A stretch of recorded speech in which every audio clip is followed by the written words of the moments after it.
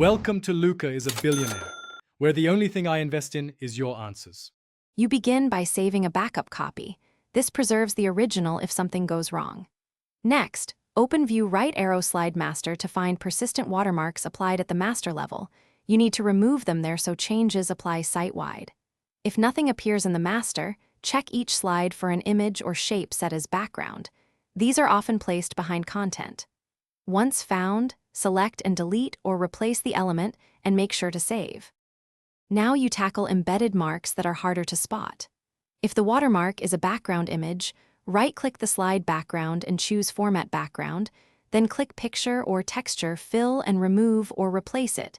This clears it from all slides using that layout. If the mark is an image object, select it, use Arrange right arrow send to back to verify its layer, then delete. Also check Insert, right arrow header and footer and Notes Master for hidden text watermarks. Remove those entries so they stop appearing.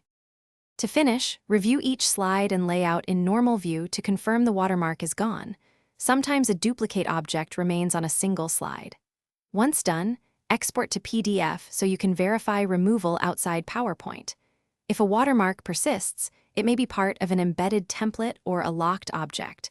Open the selection pane to find hidden or locked items and unlock or delete them. If problems continue, reopen the backup and isolate the offending element before repeating the removal steps. Thanks for watching and please subscribe. It's the best investment you'll ever make.